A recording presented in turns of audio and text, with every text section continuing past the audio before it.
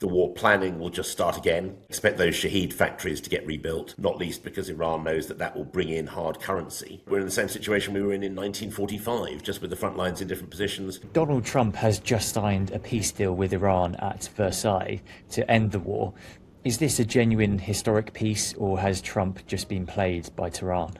I think he has signed the deal he thinks he can get, if you sort him in, at this stage in the conflict, and the US, both the US and Iran and the rest of the world are pretty serious about this war not continuing. It goes on much longer. We're going to see much more significant shortage of fuel. You're already seeing shortage of things like pharmaceuticals. So some sort of pharmaceutical precursors already gradually drying up. So no one wants this conflict to go into the second half of this year. What you've essentially got is a deal whereby both sides kind of concede what they've already lost and lock in what they still have. In the short term, Iran will let stuff through the Strait of Hormuz. It will get to keep the missiles that it's still got. That means, of course, that if the situation changes, it can close Hormuz again. It will probably continue having its relationship with the Houthis in Yemen. It will probably continue having its relationship with various proxies along Israel's borders. So, in that sense, sort of situation, no change.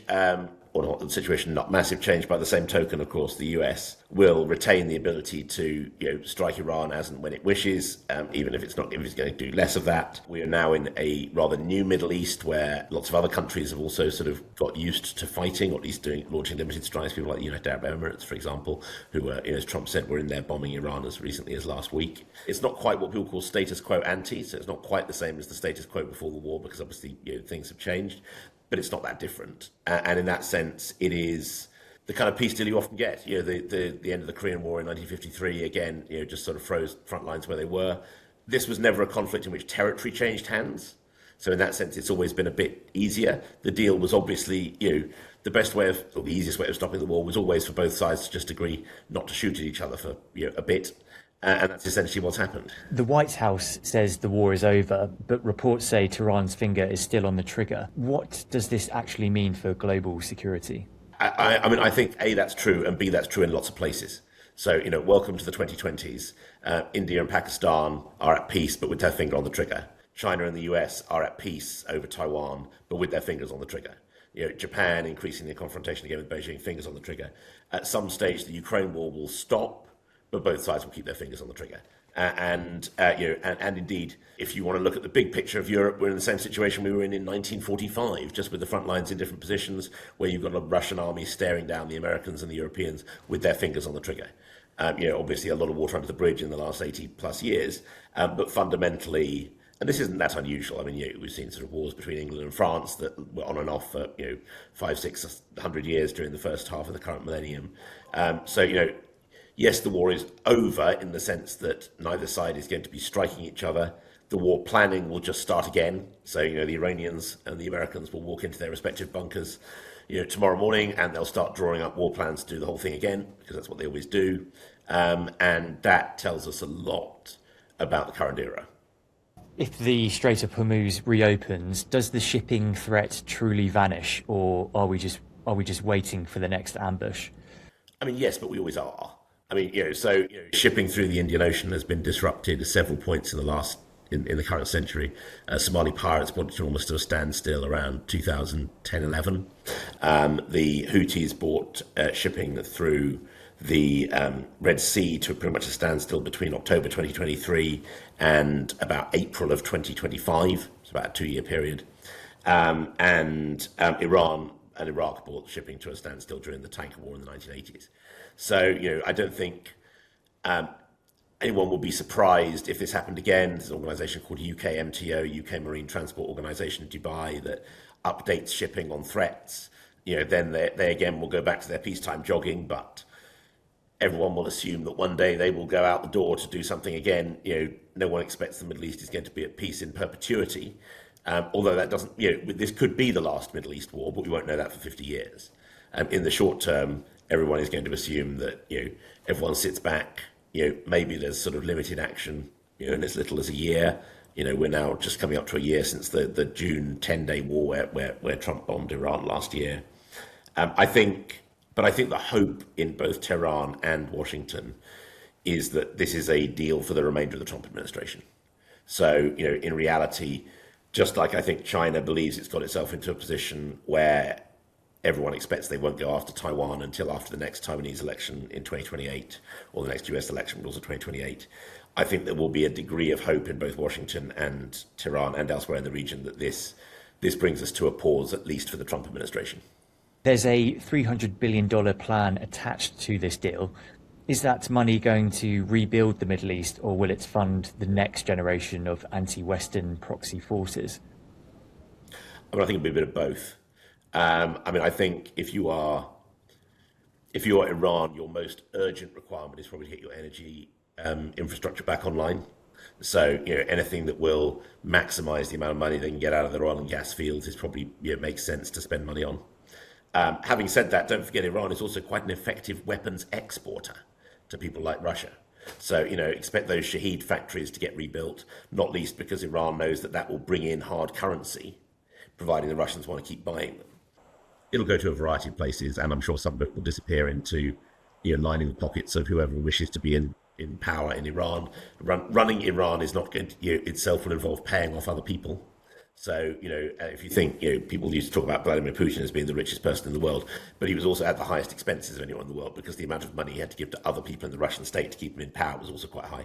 And that will also be true in Iran. It's not that large amount of money. It'll go to various places. But, if you are the government in Tehran, you want to get hard currency coming in as quickly as possible. And I would have thought that whatever does that, whether that's exporting Shaheeds or exporting oil and gas, is going to be where they really, really try and get stuff done. For the viewers at home, is this deal going to lower the cost of filling up their cars and energy bills, or should they expect instability to spike again by winter? I mean, if it holds, then prices should come down.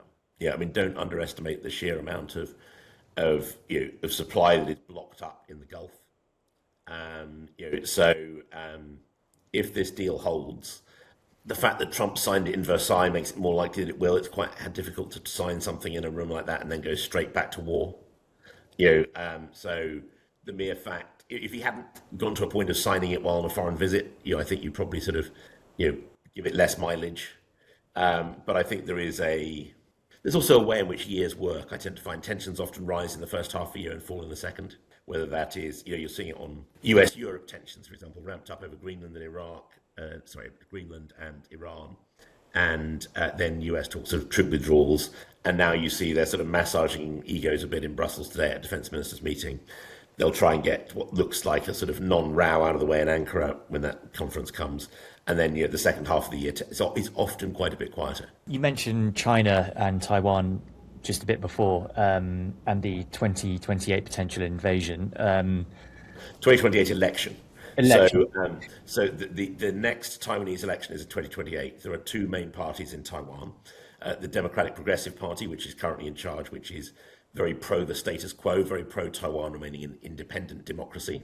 And then there's the Kuomintang, which used to be the nationalist side of the Chinese Civil War. And that's much more interested in reunion with the mainland. Its leader went across to visit Xi Jinping earlier in the year. So the Xi Jinping will be hoping that the Kuomintang win in 2028, and that therefore they could move towards a peaceful kind of reunion across the Taiwan Strait. If that doesn't happen, then I think we'll move into rising military tensions again. Just why is China so fixated on Taiwan? So, it's not a new development. So the first Chinese emperor to try and put troops ashore in Taiwan did so in about AD 210. So, we're talking about a Chinese attempt to dominate that island that is already more than almost 2,000 years old. And the reason is because as long as countries that wish to keep China contained hold Taiwan, so think Japan, think the US, it's quite easy to use that as a way to kind of block shipping getting in and out of Chinese ports. But by the same token, if you control Taiwan, that is a huge. General MacArthur, the American commander in the Second World War in the Far East, called Taiwan an unsinkable aircraft carrier. If you hold Taiwan, you can dominate the region quite easily. So if you read Chinese language PLA textbooks, they talk about taking Taiwan as being necessary to keep Japan constrained and blockaded, and if necessary, starved. So it's regarded as the kind of the linchpin to control of the region.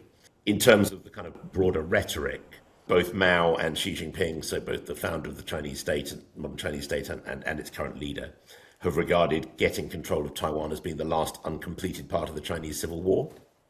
And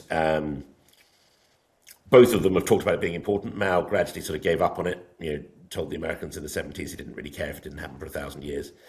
Xi Jinping, who used to be the Chinese political leader in Fujian province, which is just facing Taiwan, is a lot more sort of interested in it. Don't forget, in the 90s and the 2000s, Taiwan became a lot richer per head of population than China, and it also became a working democracy. So if you talk to Taiwanese officials, their view is that they represent a threat to the Chinese Communist Party's authoritarian rule because they show Chinese speaking democracies can work. China would like that stamped out. The question is how big a gamble is prepared to take to do that, and what other nations, most importantly the US, but also Japan, Philippines, others in the region, might do about it.